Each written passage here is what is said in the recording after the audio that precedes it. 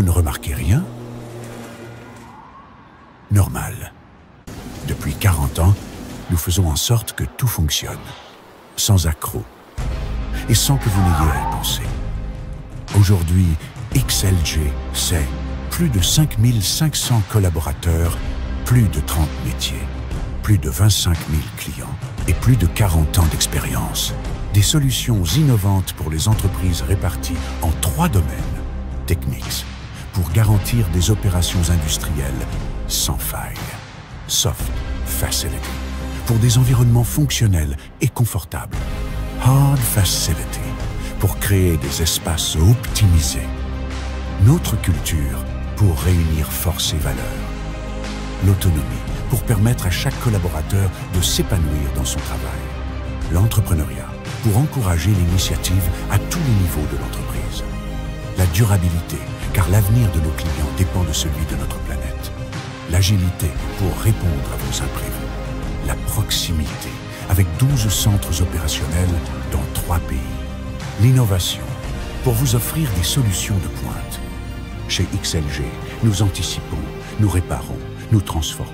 Chaque jour, partout en Belgique, au Luxembourg et dans le nord de la France. Plongez dans l'univers XLG et libérez tout votre potentiel dès aujourd'hui.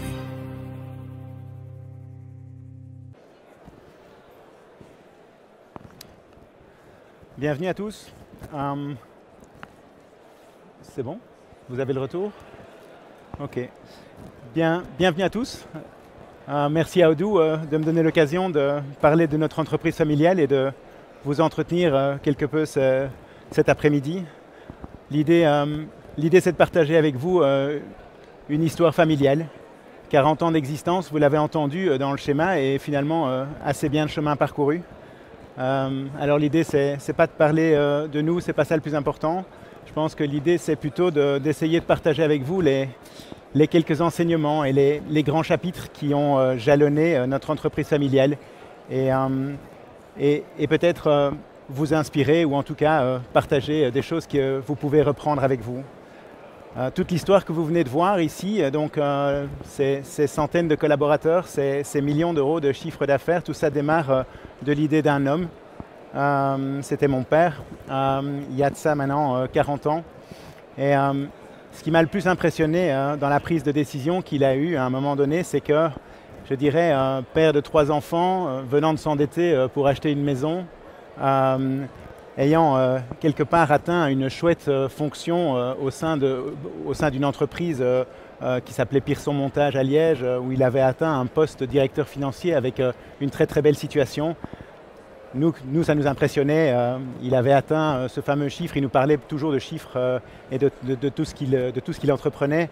Il avait atteint ce fameux chiffre de 100 000 francs belges. C'était encore les francs belges à l'époque de salaire mensuel. Et nous, je me souviens, moi j'avais 12 ans, très impressionné par la belle voiture qu'il avait. Et un jour, il est rentré à la maison. Il a dit, écoutez, le beau salaire, la belle position, la belle voiture, c'est fini. J'ai finalement opté pour l'idée de lancer une petite structure de nettoyage, et on va essayer de se lancer dans cette aventure. Et dès lors, voilà, c'est le début de cette aventure. Je dirais que je suis né dans une famille assez aimante, avec une mère à la maison qui a vraiment passé énormément de temps avec nous, qui nous a donné énormément de temps, énormément d'affection, énormément je dirais, d'attention. Et un père ultra drivé par l'entrepreneuriat, ultra drivé par la performance, ultra drivé par la compétition. Et donc, était déjà présent dans notre famille ce que je pense doit être présent dans toute entreprise, c'est-à-dire un espèce de duo gagnant. Je pense qu'une entreprise, comme n'importe quelle organisation et comme n'importe quelle personne, elle a des besoins primaires. Et les besoins primaires, en fait, ils ne sont pas seulement, à mon sens, des besoins matériels, ils sont aussi des besoins affectifs, et donc des besoins immatériels. Et je pense qu'une entreprise doit toujours pouvoir s'appuyer sur 2 forces, en quelque sorte un père et une mère, avoir l'occasion de pouvoir compter, de pouvoir gagner de l'argent, de pouvoir mettre de l'essence dans le moteur de la boîte, parce que sans ça, on ne sait pas avancer, mais avoir aussi l'occasion d'accueillir tendresse, accueillir générosité, écoute, la possibilité aussi au sein d'une organisation d'être comme on est et de pouvoir se présenter comme on est. Donc c'était peut-être un des premiers enseignements que je voulais partager avec vous. Les choses qui ont jalonné ma vie, j'ai alors été encouragé à partir en pension, où là j'ai entrepris des études sportives, où j'ai été au contact de coachs. Je pense que la notion de coach est aussi quelque chose qui a été très très présent, en tout cas dans mon éducation, et qui est présent aussi aujourd'hui dans l'entreprise. L'idée de pouvoir de temps en temps se faire aider lorsqu'on est quelque part stoppé ou en questionnement ou en difficulté dans son développement. La notion de coach est vraiment quelque chose qui a jalonné, je dirais, mon enfance. Je fais des études à l'IAG et puis j'ai un premier boulot chez Guardian Automotive. C'est une boîte qui fait des pare-brises à Luxembourg.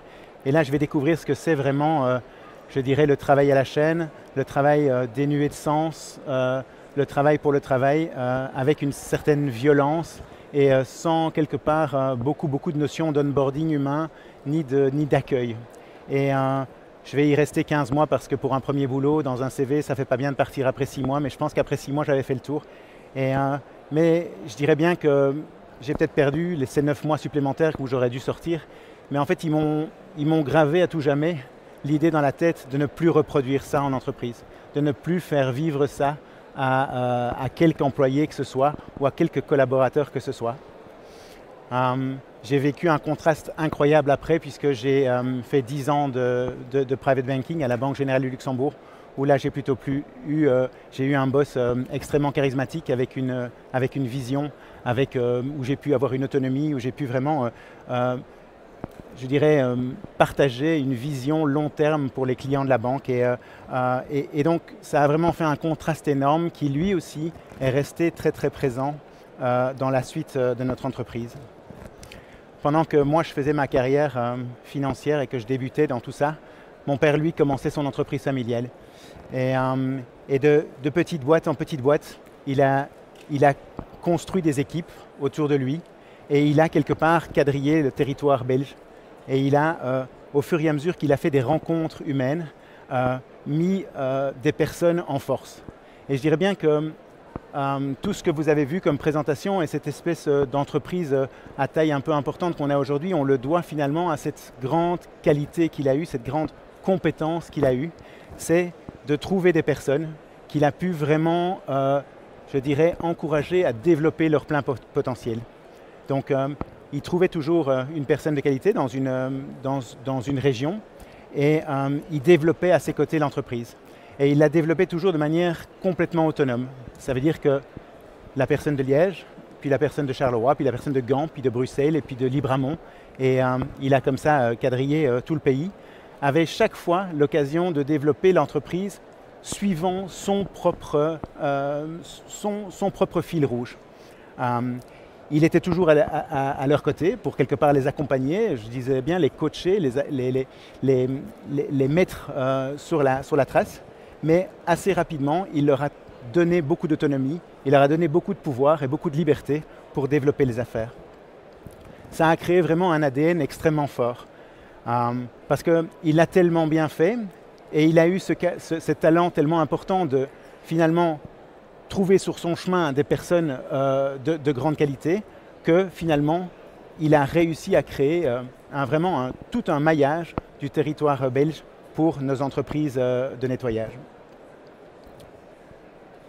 Il y avait toujours 4 choses très très importantes dans le management chez nous et c'était toujours l'occasion de systématiquement passer par ces 4 piliers pour pouvoir suivre la marche des affaires.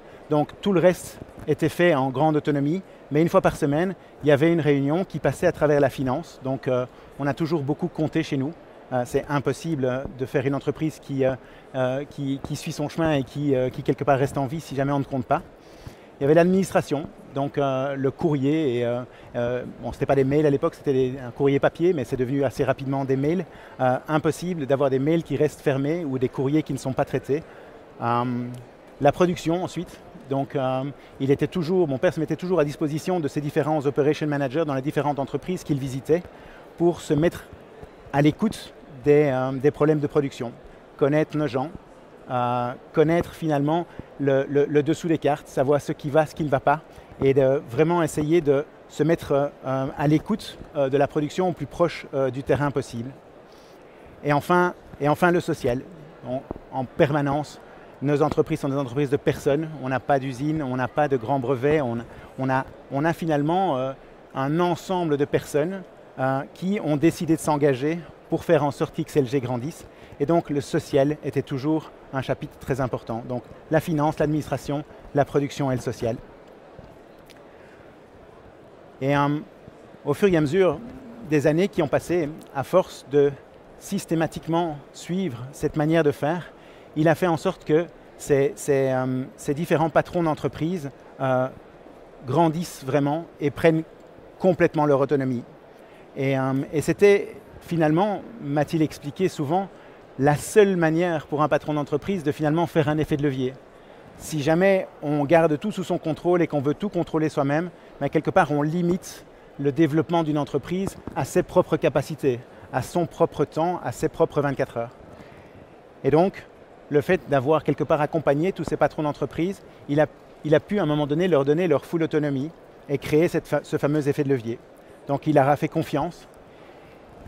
Il a eu aussi une grande générosité parce qu'il a, au fur et à mesure que ces patrons d'entreprise ont créé des résultats, ont distribué des dividendes pour l'ensemble du groupe, il a donné des parts de l'entreprise. Donc il a associé les différents operation managers, chacun à leur structure. Donc effet levier, faire en sorte que d'autres puissent faire évoluer les affaires, confiance, donc ne pas tout contrôler, accepter que les autres fassent différemment et puissent se tromper. Et puis générosité. C'est vraiment les recettes qui ont fait vraiment se décupler les affaires chez XLG.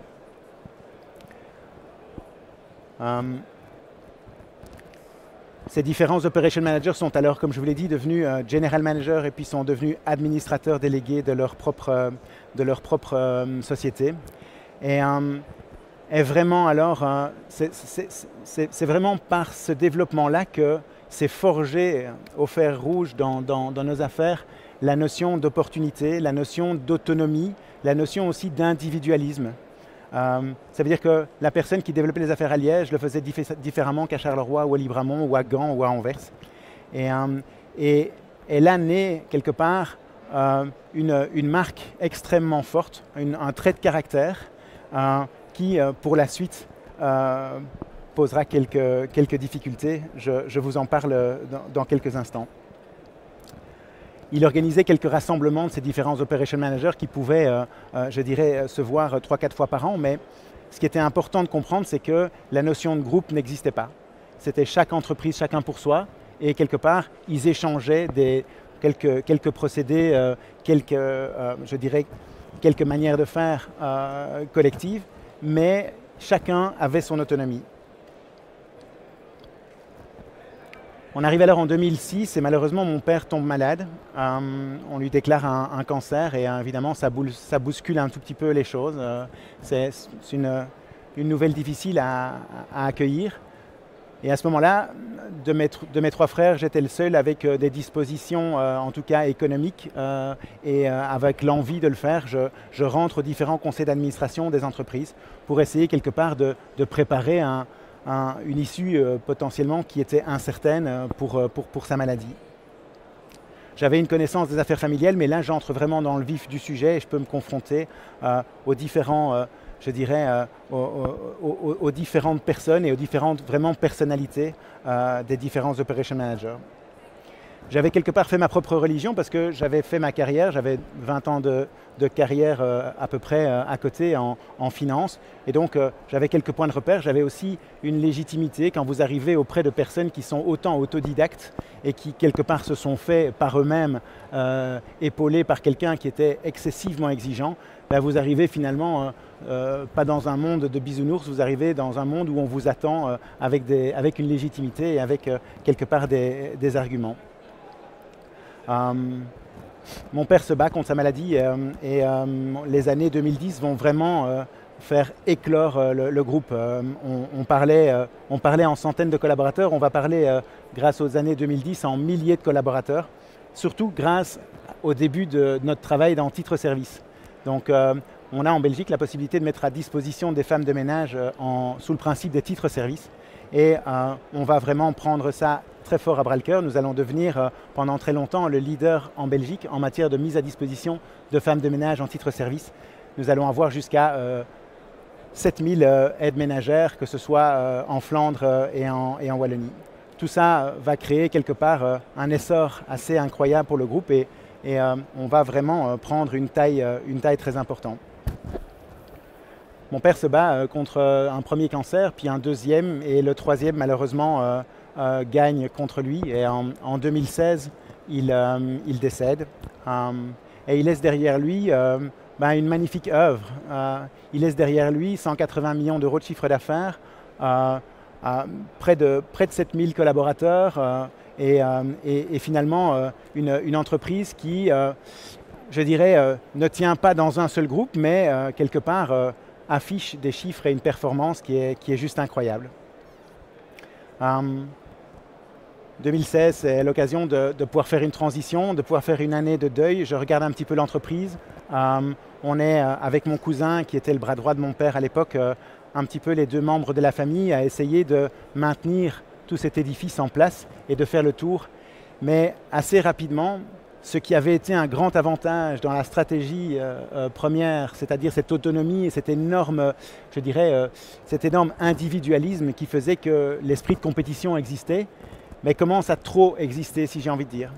Les entreprises du groupe commencent à se faire concurrence les unes les autres. Et mon cousin et moi, les premières années, sommes vraiment aux prises avec cette obligation de jouer les Salomon et de dire, ben non, ce client-là, il est pour toi, ce client-là, il est pour toi, cette marge, elle est faite là, ce prix de transfert, il est à tel prix. À tel point qu'on se rend compte que certains operation managers sont beaucoup plus forts que d'autres, vont beaucoup plus vite que d'autres, transgressent les règles, puisque chacun, normalement, il devait rester dans leur région avec leur métier. Et on se dit, mais on va vers, quelque part, une incohérence vis-à-vis du marché.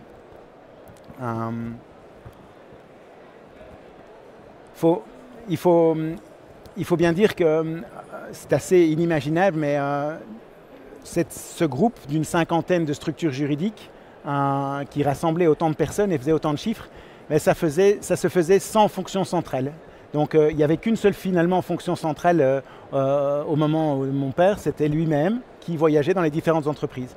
Donc il n'y avait pas de fonction sales, pas de fonction IT, pas de fonction marketing, pas de fonction RH. Donc rien qui, quelque part, crée une unité. Et c'est vraiment à ce moment-là que j'ai eu besoin d'une équipe. J'ai eu besoin de créer quelque part une équipe autour de moi pour essayer d'asseoir une vision. L'objectif, c'était quelque part de proposer XLG 2.0, c'était de proposer de garder tous les éléments du passé qui fonctionnaient, donc c'est-à-dire toute la notion de courage, de dynamisme, d'effort, de sens de la débrouille, de sens surtout du client et du service, mais aussi d'y ajouter une valeur supplémentaire qui était une valeur de collaboration. Et donc, ce qui m'a énormément aidé, et j'ai été bien entouré pour faire cela, et j'ai été bien conseillé pour le faire aussi, c'est de poser une vision. Donc, la vision était d'abord de réunir un actionnariat commun. Donc, nous avions 13 associés de la famille. Donc, la famille était toujours majoritaire, mais nous avions 13 associés minoritaires. Et il faut bien vous dire que chaque associé avait des intérêts qui n'étaient pas spécialement alignés avec les associés des autres entreprises. Et donc, le problème dont je vous parlais d'un client qui se trouve au milieu de deux sociétés du groupe, eh bien, quelque part, pour nous, c'était exactement la même chose, puisqu'on avait le même intérêt. Mais pour les deux membres du groupe, c'était très problématique. Donc, il a fallu, dans un premier temps, essayer de les rassembler sous un actionnariat commun. J'y viens juste après. L'idée était ensuite de proposer une offre de service commune. C'est de dire, mais finalement, nous faisons 30, 35 métiers autour du bâtiment, du nettoyage jusqu'à la maintenance, jusqu'à la construction-rénovation, en passant par du désamiantage et tout ce que vous pourrez voir sur notre site internet. L'idée a été de dire, mais faisons en sorte que chaque société du groupe ou chaque business unit du groupe ait accès pour ses clients à l'ensemble des services du groupe. Et essayons par là de quelque part pouvoir faire du cross-selling entre différentes BU. Essayons aussi d'avoir une image commune, parce que comme ils étaient tous différents, comme ils étaient tous autonomes, ils avaient tous développé une entreprise avec une image, avec un logo, avec un marketing, avec un site différent. Ça veut dire que quand vous vous baladiez dans XL Group, ben vous deviez voyager dans 13 ou 14 sites internet différents pour essayer de comprendre la stratégie du groupe. C'était très compliqué. On était dans 23 endroits physiquement différents, donc 23 bâtiments à entretenir, et puis une grande difficulté de faire en sorte que les gens se rencontrent et que les gens collaborent ensemble. Donc on a proposé finalement de rassembler tout le monde dans 6 endroits bien précis pour faire en sorte que tous les métiers du groupe puissent se rencontrer, prendre le café ensemble et se prendre par la main chacun chez le client de l'autre. On a, grâce à Odoo qui nous rassemble aujourd'hui, quelque part essayé de créer des bases de données communes et on s'est aligné sur un même ERP. Alors je ne vous dis pas la difficulté que ça peut être lorsque vous avez développé un ERP dans une région qui a coûté des centaines de milliers d'euros de faire tabula rasa là-dessus et de finalement demander à tout le monde de se mettre sur un seul et même ERP. Mais heureusement qu'on a tenu bon et qu'on l'a fait aujourd'hui. Le fait de pouvoir partager un CRM, une base de données et quelque part des manières de calculer, de faire nos devis communes, grâce à Odoo, nous aide énormément à avancer et à avoir une cohérence de prix à travers l'ensemble des différentes régions où l'on travaille. Et puis ensuite, l'idée c'était de créer des fonctions centrales. Jamais personne s'était occupé de leur marketing à leur place, jamais personne s'était occupé de leur RH à leur place, jamais personne, quelque part, ne s'était tracassé de leur IT. C'était le PC du Cora et l'imprimante la moins chère pour essayer d'être le plus efficace et le moins cher possible. Il a fallu expliquer à tout le monde que ça représentait un danger finalement et que ça valait la peine d'investir dans une certaine sécurité cybernétique. Et donc voilà un petit peu l'ensemble des débats qu'on a pu avoir. Je me souviens que le premier débat qui a été vraiment le plus compliqué, qui m'a pris 2 ans, ça a été vraiment de rassembler l'ensemble des actionnaires. Donc évidemment, ils voyaient tous midi à leur porte. Ils considéraient tous que finalement, ils faisaient le métier mieux, plus vite et de manière plus rentable que leurs collègues dans d'autres régions, qui le faisaient avec une taille différente, avec une vitesse différente, qui faisaient surtout des métiers qui étaient différents. Et donc, c'était très très difficile pour eux de dire mais je vais finalement me mélanger et je vais finalement diluer mon authenticité ou ma spécificité avec l'ensemble des spécificités des autres collègues. Donc ça c'était un premier sujet. Le deuxième sujet c'était quand même que en fait ils étaient actionnaires jusqu'à parfois 30% de leur propre société et donc quelque part ça comptait pour eux, c'était quelque part une marque de reconnaissance importante, c'était aussi finalement un droit en tant qu'actionnaire plus important que celui qu'on leur proposait parce que évidemment s'ils apportaient leurs 30% dans l'ensemble des différentes sociétés qui mettaient chacune leur pourcent de part, ben, ils retiraient à la fin un très petit pourcentage du groupe et donc leur qualité d'actionnaire avait peut-être facialement en tout cas un tout petit peu diminué, même si d'un point de vue valeur, on a bien pu leur démontrer que c'était la même chose. Ce qu'on a surtout essayé de faire, c'est d'essayer de leur démontrer qu'une entreprise dans sa région est limitée à des frontières extrêmement étroites dans la petite Belgique ou dans la petite Wallonie, avec quand même beaucoup moins de potentiel que finalement un tout petit pourcentage d'un groupe qui a la possibilité de se présenter au niveau belge et puis demain au niveau international. C'est ce que nous faisons pour le moment.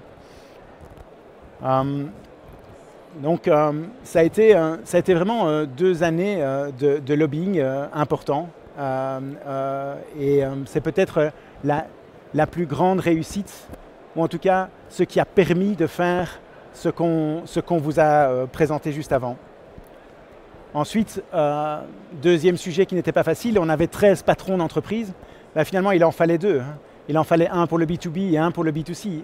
Et ça veut dire qu'il y avait 11 personnes qui perdaient leur statut de patron d'entreprise, qui perdaient leur statut de quelque part de visionnaire à 360 degrés de leur entreprise.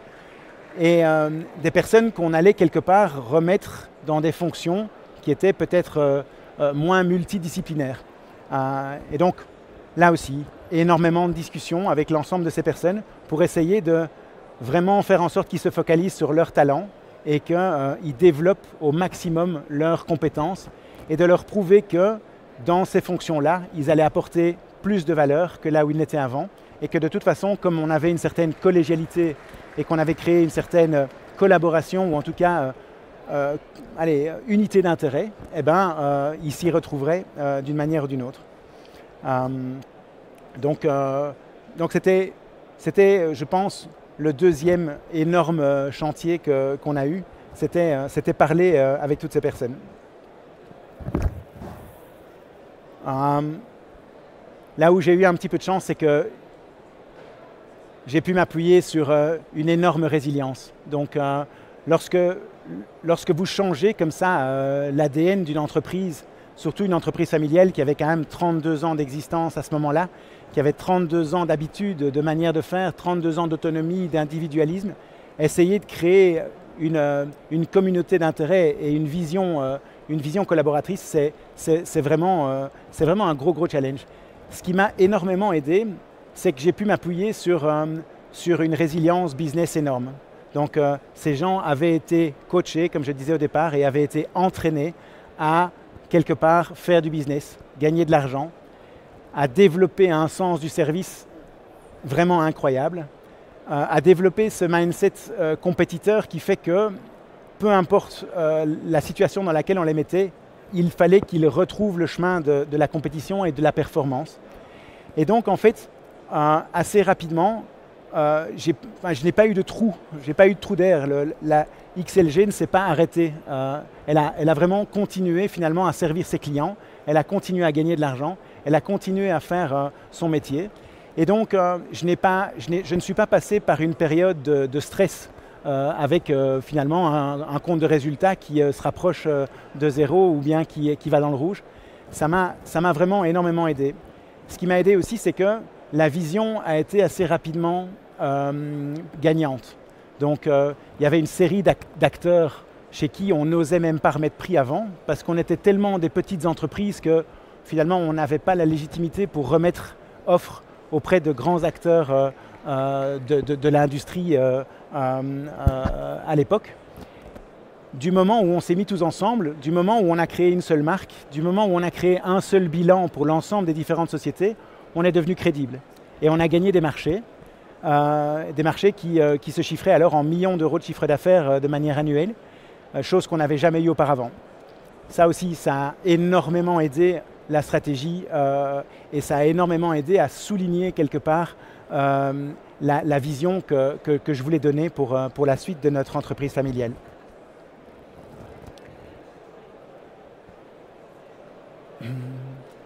La suite de l'entreprise, ça va être finalement la mise en place de hubs où on va énormément travailler pour faire en sorte que les différentes business units se parlent, se prennent par la main, se servent de Odoo pour travailler le CRM et faire en sorte que le client n'achète pas un seul produit chez XLG, mais en achète 2, puis 3, puis 4.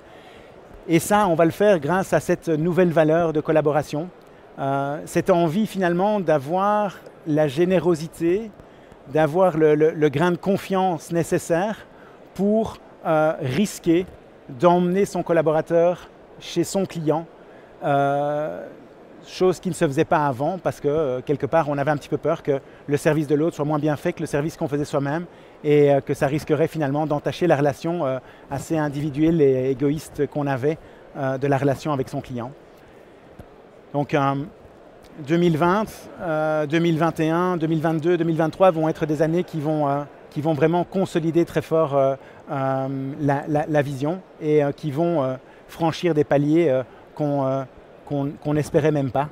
Fin 2023, le groupe faisait 290 millions d'euros de chiffre d'affaires et rassemblait 9 000 personnes, ce qui est un résultat assez incroyable.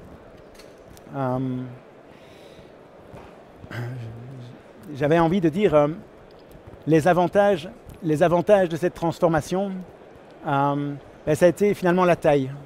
Et souvent, on le dit, it's a numbers game. La taille aide énormément finalement une entreprise à se poser et à se développer. Et je crois un petit peu comme notre fameuse maxime qui dit que l'union fait la force. On a vraiment pu s'appuyer sur cette force.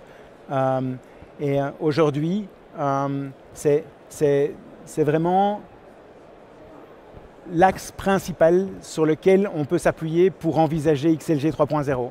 C'est parce que finalement, on a des gens qui ont accepté de se faire confiance, de se prendre par la main et de quelque part échanger leurs bonnes pratiques et présenter chez le client la personne qui a le plus de chances de faire le chiffre d'affaires et la bonne marge, qu'on peut quelque part ambitionner ce qu'on ambitionne pour l'avenir.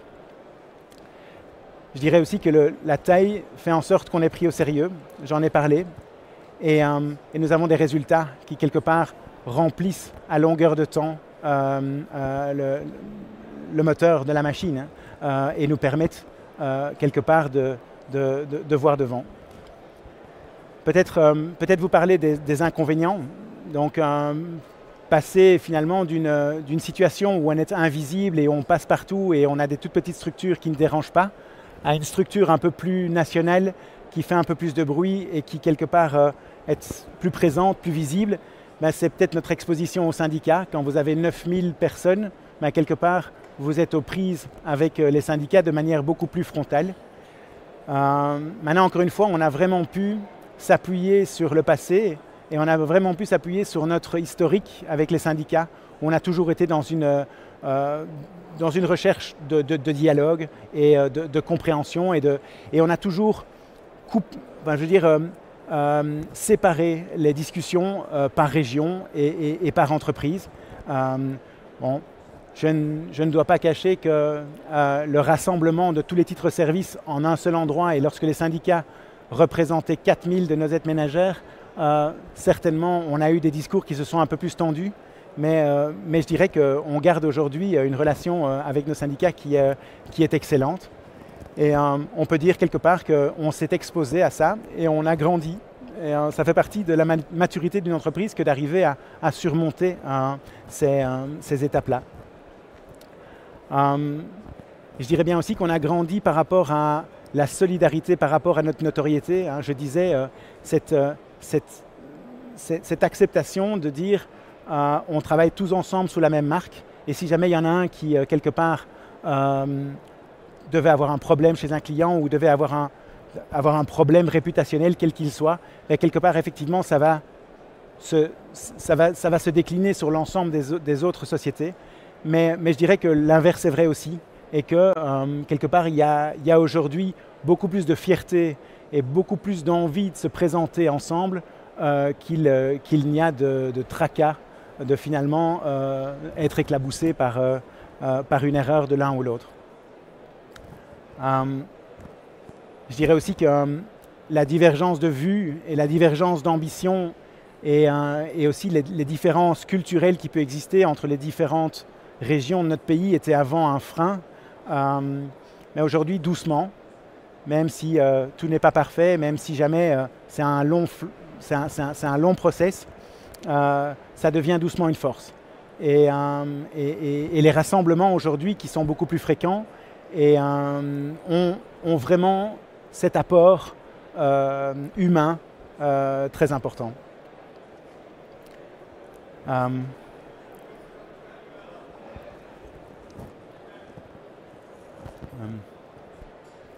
Je voulais partager avec vous, nous sommes nous sommes un petit peu à la croisée des chemins aujourd'hui. On a une entreprise qui a maintenant pieds et mains, qui a une structure transversale qui ressemble à une structure, je dirais, normale, si je peux dire comme ça. On a notre destin dans nos mains, on a des clients qui nous tendent les bras. On a fait un petit peu le tour de l'ensemble de la Belgique, même s'il reste encore évidemment des tas d'opportunités. Et aujourd'hui, on se pose la question de voir où est la prochaine destination. Comment est-ce qu'on crée, comment est-ce qu'on écrit XLG 3.0? Qu'est-ce qui va faire qu'on va pouvoir continuer à se développer? Je peux pas encore tout dire, mais c'est gai de voir à quel point avoir fédéré et avoir gagné ce pari de fédérer autant d'individualités fortes qui ont finalement, à force d'avoir parlé ensemble, à force finalement de ne pas avoir été d'accord, d'avoir débattu, d'avoir cherché le commun dénominateur entre nous, à quel point ça peut aujourd'hui créer une cohésion très très forte et que toutes ces compétences peuvent s'allier pour finalement défier un petit peu tout ce que l'on veut. On parle aujourd'hui d'un budget à 2030 où on veut doubler le chiffre d'affaires. On parle de la volonté de créer 4 nouveaux hubs dans 4 régions géographiques différentes. Et l'ambition de passer les frontières nationales. Voilà, Dieu sait comment ça évoluera, Dieu sait si on y arrivera, et on est au début du commencement. Mais je voulais partager avec vous ces deux grands chapitres de l'histoire de notre entreprise familiale et avoir l'occasion de partager avec vous à quel point des grands projets se font uniquement avec des personnes, et qu'une personne qui travaille pour une autre, ça n'a rien de naturel. Personne n'est fait pour travailler et enrichir une autre sans qu'il y ait entre ces deux phrases énormément de sens. Et donc, s'il y a peut-être une spécificité qui a existé pour faire en sorte que ce XLG 2.0 puisse naître, ça a été, je crois, quand même l'idée de mettre autant de focus sur un EBITDA financier dans la boîte que sur un EBITDA humain. Je pense que passer d'un contrat de travail à un engagement de collaboration, c'est vraiment résumer ce que nous avons voulu faire. Je crois qu'avec des contrats de travail tout à fait simples et dénués de sens, comme celui que moi j'ai pu avoir chez Guardian Automotive au début de ma carrière, jamais n'aurait permis de créer cette cohésion et cette espèce d'énorme dynamisme que j'ai dans le dos tous les jours et qui porte cette boîte malgré moi ou que je sois là ou que je ne sois pas là. Je voulais partager avec vous à quel point le travail sur l'engagement, à côté évidemment de tout le travail opérationnel de vente et de service aux clients et de devisage, de facturation et autres qu'on a dans toute entreprise, mais ce travail sur l'engagement des personnes a été, à mon avis, extrêmement complémentaire et très important. Voilà un petit peu ce que j'avais envie de partager avec vous cet après-midi.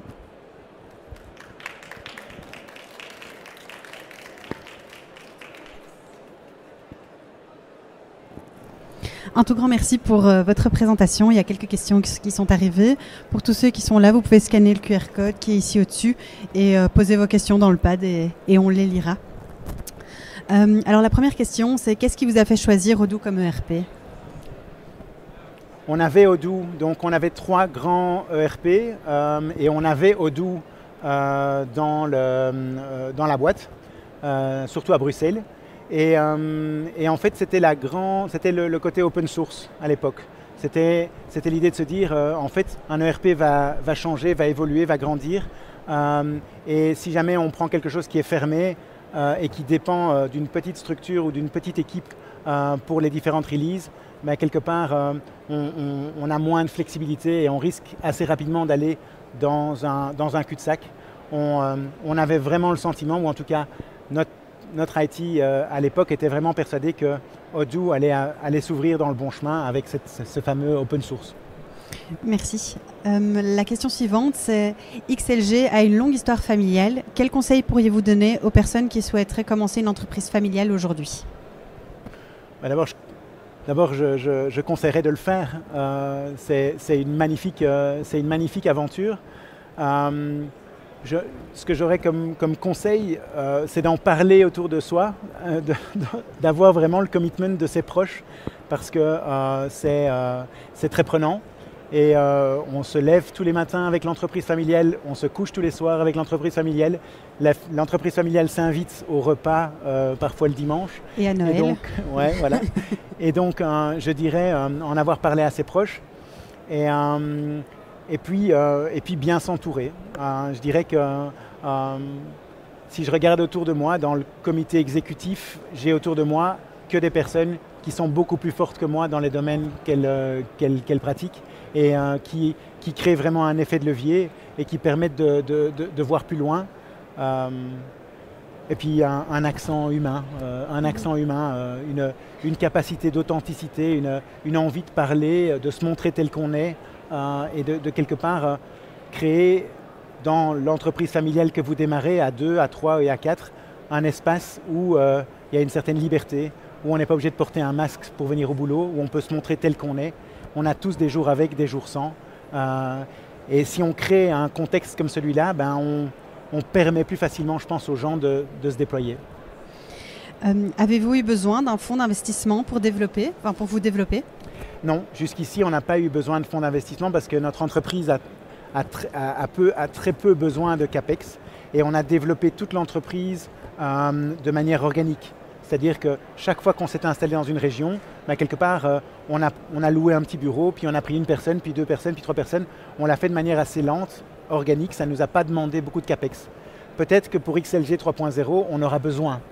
On aura peut-être besoin d'un fonds d'investissement parce que peut-être que ce sera plus facile d'attaquer l'Allemagne, la Hollande ou la France en rachetant une structure existante ou en tout cas ou en faisant un joint venture avec une structure existante. Et là, peut-être qu'on aura besoin d'aide financière. Et du coup, ici, la dernière question, c'est comment gérez-vous les montées de version, donc les mises à jour de Odoo avec tous les développements spécifiques que vous avez dû développer? Alors, vous les avez peut-être croisés, on a la chance d'être accompagné par Nalios. Alors, désolé s'il y a des concurrents de Nalios dans la salle, mais ils nous ont beaucoup aidés. Mais c'est pour toute la partie, je dirais, développement. Sinon, on a décidé d'avoir une équipe Odoo en interne. Donc, on a 4 personnes Odoo, donc 2 qui s'occupent des releases et 2 qui s'occupent de la formation. Donc, 2 personnes qui sont tout le temps sur la route, qui passent d'un hub à l'autre et qui organisent des séances de formation pour les nouvelles spécificités Odoo. Eh bien, un tout grand merci. Il n'y a plus de questions. Donc, merci beaucoup et passez de bonnes Odoo expériences 2025. C'est très gentil. Merci à tous.